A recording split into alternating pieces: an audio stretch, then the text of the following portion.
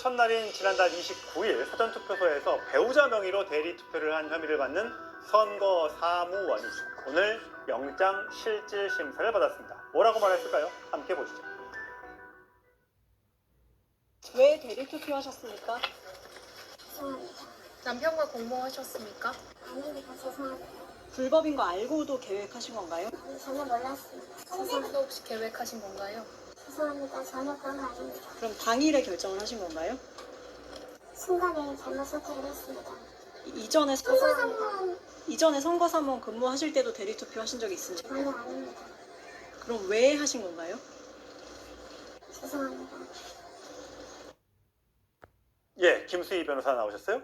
자, 구속됐다고 합니다. 조금 전 구속이 됐다고 하는데 남편은 대리투표한 사실을 전혀 몰랐다라고 주장을 하고 있습니다. 이게 가능합니까? 네, 남편도 경찰 조사를 받긴 했는데요. 현실적으로 사실 어려운 일인 것 같습니다. 왜냐하면 남편이 직접 투표를 하게 되면 당장 그 아내의 투표 사실이 확인이 될 텐데 예. 남편과 아내가 서로 대리투표 사실을 몰랐다. 이 사실은 사실 설득을 갖기는 어려운 것 그러니까 같습니다. 남편 몰래 뭐 주민증을 빼가와가지고 투표를 하러 갔다. 뭐 그런 얘기잖아요. 네, 맞습니다. 몰래 했다라고는 할 수 있지만 남편이 언제든지 투표를 하러 갈 수 그렇죠. 있는 상황이라면 그 선거사무소에서 바로 확인이 되는 사실이기 때문에 서로 몰랐다는 사실은 설득력을 갖기 어렵고요. 또 단지 잘못된 순간의 선택이었다 이런 주장도 예. 하고 있는데 선거사무원으로서 그런 것들이 불법이라는 사실을 몰랐다는 것도 국민들로서는 사실 이해하기 어렵고 예.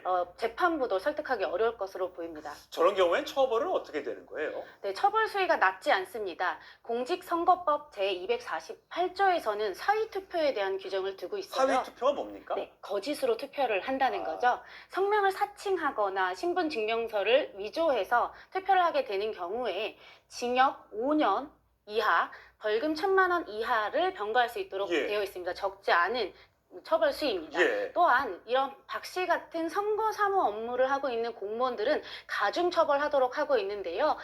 징역 7년까지 선고가 가능합니다. 그렇군요. 근데 과연